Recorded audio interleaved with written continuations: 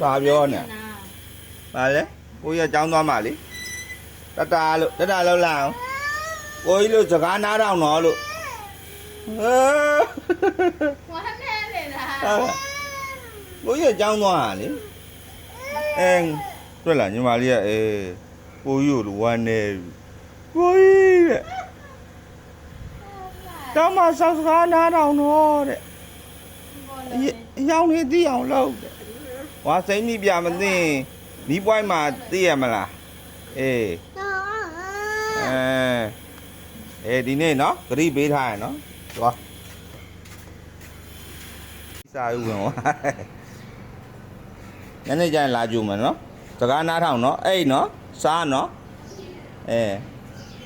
တဒါ